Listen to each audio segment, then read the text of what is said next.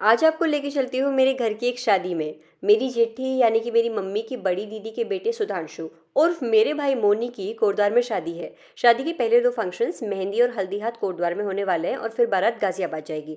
तो आज हम लोग पहले देहरादून से कोटद्वार जा रहे हैं। लगभग 3.5 घंटे की हमारी ये जर्नी होने वाली है। हमने हरिद्वार भी क्रॉस किया।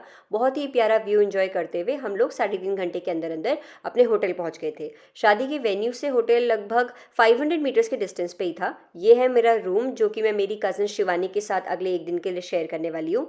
मेरी मम्मी का room as compare to my room थोड़ा सा स्पेशियस था। चलो आपको मेरे सारे कज़न से मिलवाते हैं। ये मेरा भाई विशाल, मेरी कज़न बेबी, अन्नू और शिवानी। दूल्हे राजा से भी मिल लीजिए जो कि हल्दी फंक्शन के लिए ऑलरेडी तैयार बैठे हुए हैं। अच्छा, रास्ते में बहुत डस्ट और पॉल्यूशन की वजह से मुझे ऐसा लग रहा था कि स्किन बड़ी ड्राई सी हो गई है, तो मैंने फटाफट से चारकोल फेस मास्क लगाया, 15 मिनट तक इसे रखा, मुंह धोया और अब मैं रेडी हो गई हूँ मेहंदी के लिए।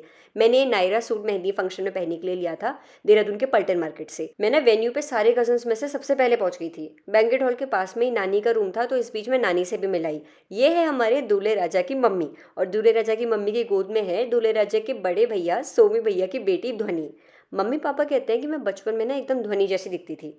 मेरी मम्मी भी तैयार होकर आ गई हैं। इनको देखकर तुम्हें शायद आइडिया लग ही गया हो कि कहाँ से मैंने नज़ाकत नखरे करने सीखे हैं।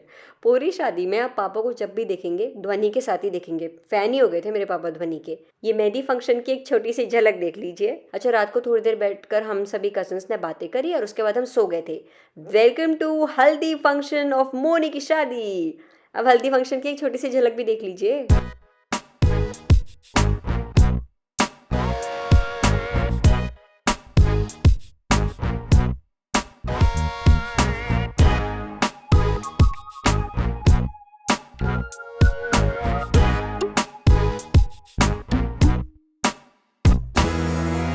इस फंक्शन के बाद हम लोग ना बहुत ज़्यादा थक गए थे, और ये सोचकर कि अभी हमें बारात लेकर 4 घंटे और ट्रैवल करना है, और भी ज़्यादा थकान फील हो रही थी। दूल्हे राजा तो बहुत ज़्यादा एक्साइटेड थे अपनी दुल्हन को घर लाने के लिए। फिर क्या, नाश्ता किया। ये रुद्दू और ध्वनि कितना खुश हो रहे हैं ना, कितने एक्साइटेड लग रहे हैं तैयार होने के बाद। अब सवारी निकल चुकी है गाजियाबाद जाने के लिए।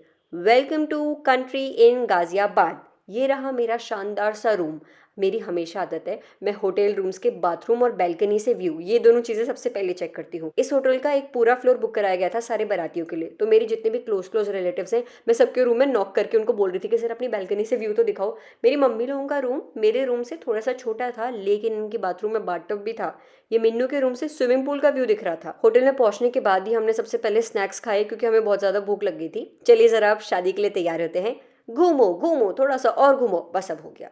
दूल्हे राजा वॉशरूम गए हैं, तो दूल्हे राजा का भाई शहरा लिए हुए दूल्हे राजा का वेट कर रहा है। आ गए हमारे हकीमो शान शहनशाह। बारात दुल्हन को ले जाने के लिए हो गई है तैयार। ये मेरे भाई के चेहरे पर मुस्कान और इसकी एक्साइटमेंट देखकर आपको आइडिया लग ही गया होगा कितना ज़्यादा खुश है ये लड़का अपनी शादी के लिए। होगा क्यों नहीं भैया, 10 साल का रिलेशनशिप है, लव मैरिज कर रहा है लड़का। हमारे होटल से मुश्किल से 4 to 5 किलोमीटर दूर ये शादी का वेन्यू था। हमारी भाभी सुकेशा का वेलकम नहीं करोगे। पूरा फंक्शन बहुत अच्छा रहा, तो इस खूबसूरत लहंगे को उतारने से पहले एक ठुमका तो जरूर बनता ही है। बस इसके बाद हम लोग सो गए थे। सुबह नाश्ते की टेबल पे मिलते हैं। ये लीजिए, पेट भर के नाश्ता किया और उसके बाद अपनी 3.5 घंटे की गाजियाबाद से देहरादून की जर्नी शुरू करते हैं। रास्ते में लंच करने के लिए एक जगह पे हम रुके भी थे। शाम को लगभग 5:30 बजे करीब वापस देहरादून पहुंच गए थे। इसी के साथ मेरे भाई मोनी की शादी का ब्लॉग खत्म होता है। Bye bye.